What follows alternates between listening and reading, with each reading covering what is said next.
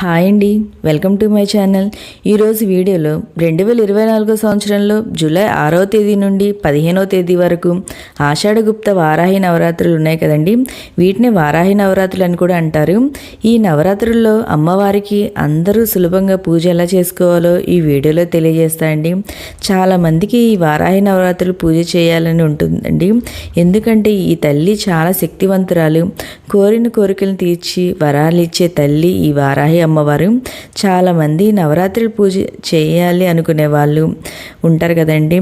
అమ్మవారి ఫోటో లేకపోవడం, జాబ్ చేస్తూ కుదరకపోవడం, వారి బిజీ షెడ్యూల్లో ఉంటూ అమ్మవారి పూజ అయితే చేసుకోలేరండి. మరి కొంతమంది మనకు కలశం పెట్టుకునే అనవాయితీ లేదు, అఖండ దీపం పెట్టుకోలేని వారు ఉంటారు. ఇలా అందరికీ చాలా సందేహాలు అయితే ఉంటాయండి.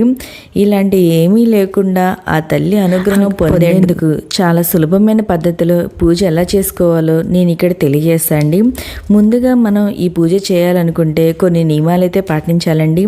ఈ వారాహి నవరాత్రులు పూజ చేయాలనుకునేవారు ఖచ్చితంగా ఈ 3 నియమాలు పాటించడం మనకి తప్పకుండా అమ్మవారిని అనుగ్రహం అయితే లభిస్తుందండి. మొదటిది ఏంటంటే, మనకి పూజ చేయడానికి అమ్మవారి ఫోటో లేదు, పూజా సామాన్లు లేవు అనే సందేహాలు, అంటే చేసుకోవచ్చా లేదా వారాహి అమ్మవారి పూజ అనే సందేహాలు అయితే ఉంటాయండి చాలామందికి. అవన్నీ మనం పక్కకు పెట్టేసి ముందుగా ఈ అమ్మవారిని మనం మనస్ఫూర్తిగా కొలిచినట్టయితే మనకు ఉన్న అన్ని ఇబ్బందులు, బాధలు అన్నీ తొలగిపోతాయండి. రెండోది ఏంటంటే, ఈ నవరాత్రుల పూజ అనేది చేసుకునేవారు మాంసాహారం తినకూడదండి. ఈ 9 రోజులు నాన్ వెజ్ అనేది తినకుండా ఈ పూజ అయితే చేయాలి. మూడోది ఏంటంటే, ఈ పూజ అనేది రాత్రి వేళల్లో చేయాలండి. ఈ వారాహి అమ్మవారు రాత్రి దేవత అని అంటారు. ఒకవేళ మీకు రాత్రి వేళల్లో కుదరపోతే తెల్లవారుజామున అయినా ఈ పూజ అయితే చేయొచ్చు. అది కూడా కుదరలేదు అనుకునే వాళ్ళు మీకు ఏ టైంలో వీలుంటే ఆ టైంలో ఈ పూజ అయితే చేసుకోవచ్చండి. మనం హంగు ఆర్భాటాలతో పూజ చేయాలని ఏం లేదండి. అమ్మకి ఒక దీపం పెట్టుకొని మనం తలుచుకున్నా చాలండి, మనకి అమ్మ అనుగ్రహం అయితే లభిస్తుందండి. ఈ పూజ కోసం మీరు పూజా మందిరంలో పూజ చేయొచ్చు, లేదా సపరేట్గా పీఠం ఏర్పాటు చేసుకొని అయినా పూజ చేయొచ్చండి. నేను ఇక్కడ సపరేట్గా పీఠం అయితే ఏర్పాటు చేసుకుంటున్నాం. ఒకవేళ మీరు పీఠం అనేది ఏర్పాటు చేసుకుంటే అది నవరాత్రి అనేది స్టార్ట్ అయిన దగ్గర నుండి ఎండ్ అయ్యేదాకా ఆ పీఠని అయితే కదపకూడదండి. మన అమ్మవారిని ఎక్కడైతే ఉంచామో అక్కడే ఉంచి పూజ అయితే చేసుకోవాలి. పీట పైన 3 గుప్పెలు బియ్యం వేసుకొని పసుపు, కుంకుమ, అక్షింతలు వేసుకొని అమ్మవారి ఫోటోని అయితే పెట్టుకోవాలండి. మీ దగ్గర ఫోటో లేకపోతే ఒక ప్రింట్అవుట్ అయితే తెప్పించుకోండి అమ్మవారిది. నేనైతే అదే తెప్పించుకున్నాను. నా దగ్గర అమ్మవారి ఫోటో అయితే ఏమీ లేదు, ఒక ప్రింట్అవుట్ తెప్పించుకున్న, కలర్ ప్రింట్అవుట్. అదైతే పెట్టుకొని పూజ చేసుకుంటున్నా అండి. విగ్రహం ఉంటే విగ్రహం పెట్టుకోవచ్చు, నా దగ్గర అయితే లేదు. ఓన్లీ అమ్మవారి ఫోటో ఉంటే నేను పూజ అయితే చేసుకుంటున్నా అండి. ముందుగా మనం గణపతికి పూజ అనేది చేసుకోవాలి. ఎందుకంటే మనం చేసే ఎటువంటి పనుల్లోనూ ఎలాంటి ఆటంకులు కలగకుండా ఉండాలంటే గణపతికి పూజ చేసుకోవాలి. నేను ఇక్కడ ముందుగా గణపతికి పూజ చేసుకొని గణపతికి నైవేద్యంగా బెల్లాన్ని అయితే సమర్పించుకున్నా అండి.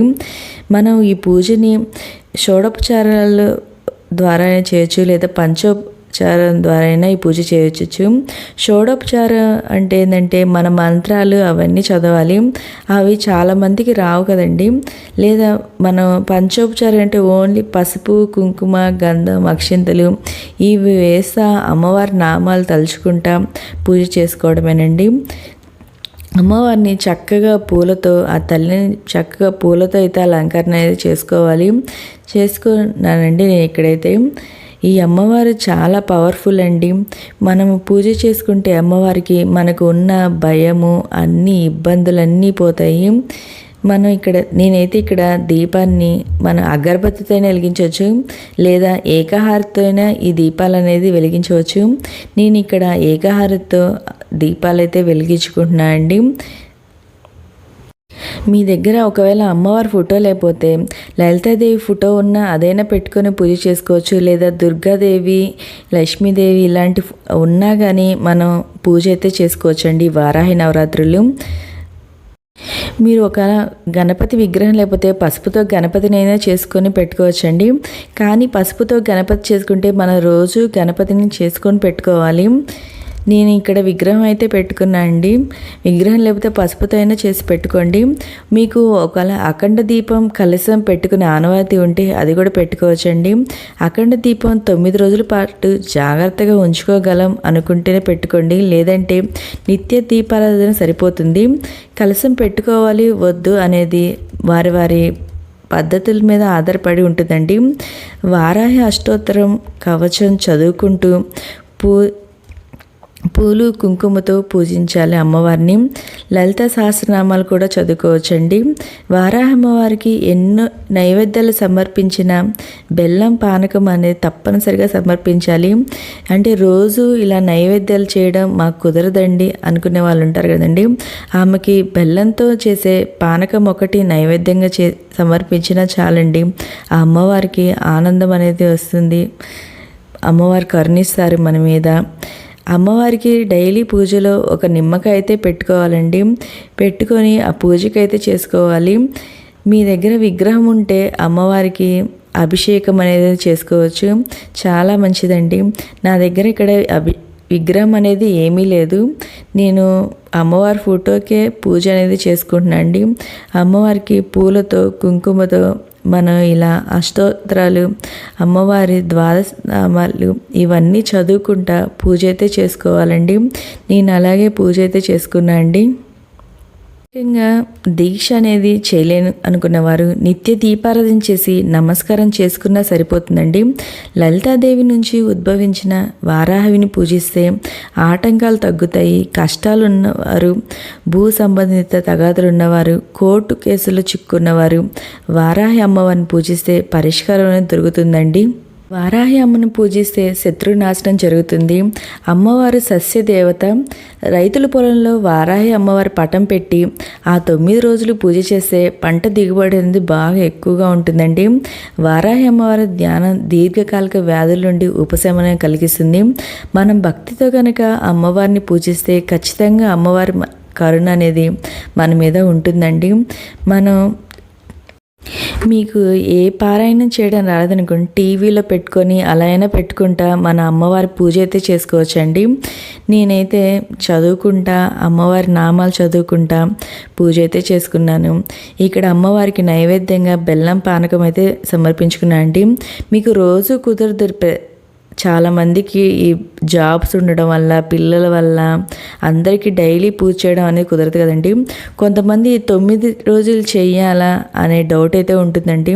మీరు కనీసం 9 రోజులు చేయకపోయినా లాస్ట్ 5 రోజులు కానీ లాస్ట్ 3 రోజులు కానీ ఈ అమ్మవారి పూజ అయితే చేసుకోండి.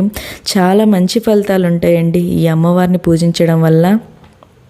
మనం ఈ అమ్మవారికి రోజు పూజ తర్వాత ధూపం అనేది సమర్పించాలండి. ఈ ధూపం ఖచ్చితంగా అమ్మవారికి అనేది లాస్ట్లో ఇవ్వాలి, డైలీ ఇవ్వాలి. చాలా పవర్ఫుల్ అండి ఈ అమ్మవారు. ఈ అమ్మవారిని పూజిస్తే చాలా మంచి ఫలితాలు అనేవి దొరుకుతాయి. చాలా మంచి ఫలితాలు పొందవచ్చు. నేను ఈ అమ్మవారికి ఒకవేళ మీరు పూజ అనేది డైలీ చేసి నైవేద్యం పెట్టగలరు అనుకునే వాళ్ళు, నేనైతే పూజ ఎట్లా చేసుకోవాలి, నైవేద్యం ఏ రోజుకి ఏం సమర్పించాలి అనే ఒక వీడియో అయితే చేశానండి. మీకు ఒకవేళ ఇంట్రెస్ట్ ఉంటే ఆ వీడియోని ఒకసారి విజిట్ చేయండి. అంటే ఏ రోజు ఏ నైవేద్యం సమర్పించాలి, ఒకవేళ ఇవన్నీ కుదరని వాళ్ళు ఏ నైవేద్యం పెట్టాలి అనేది కూడా ఉందండి. నేను ఇక్కడ అమ్మవారికి వడపప్పు పానకం అనేది పెట్టుకున్నాం. నాకేంటంటే పిల్లలు ఉన్నారు, నాకు పిల్లలతో టైం అయితే కుదరదండి. నేను ఇలా సింపుల్ పద్ధతిలో పూజ చేసుకోవాలని అనుకున్నాను. అందుకని ఇలా సింపుల్గా డైలీ ఇలా చేసుకుంటా అంటే అమ్మవారికి. మీరు మంచిగా అంటే అమ్మవారికి అన్ని నైవేద్యాలు పెడతా అన్నీ చేసుకోవాలనుకునే వాళ్ళు అలాగైనా చేసుకోవచ్చండి. కుదరని వాళ్ళు ఏంటంటే ఇలా సింపుల్గా చేసుకోవచ్చు. చాలామంది అనుకుంటారు ఈ అమ్మవారిని ఫోటో ఇంట్లో పెట్టుకోవచ్చా, పూజ చేసుకోవచ్చా అనుకుంటారు. అవన్నీ మూఢనమ్మకాలండి. ఈ అమ్మవారిని ఒక్కసారి పూజించి చూడండి, మీకు అన్నీ మంచిగా జరుగుతుంది. నాకైతే ఈ పూజ చేసుకుంటే మనసులో ఒక సంతోషం అయితే అనిపించిందండి. మీకు కూడా అలాగే అనిపిస్తుంది. ఒకసారి చేసి చూడండి పూజనైతే. నేను ఇక్కడైతే నా పూజనైతే పూర్తిగా చేసుకున్నానండి. చేసుకున్న తర్వాత అమ్మవారికి లాస్ట్లో కర్పూర హారతిని అయితే ఇచ్చాను. ఇచ్చి ధూపాన్ని అయితే చూపించానండి.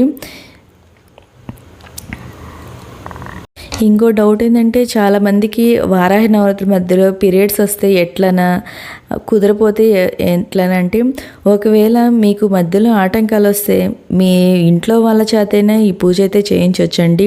ఎవరైనా చేయొచ్చు ఈ పూజ, పిల్లలు చేయొచ్చు, అందరూ చేయొచ్చండి ఈ పూజని. చాలా మంచిది పూజ చేస్తే. ఓకే అండి, మీకు ఈ వీడియో నచ్చితే లైక్ చేయండి, మీ ఫ్రెండ్స్ అండ్ ఫ్యామిలీ మెంబర్కి షేర్ చేయండి. Thank you for watching.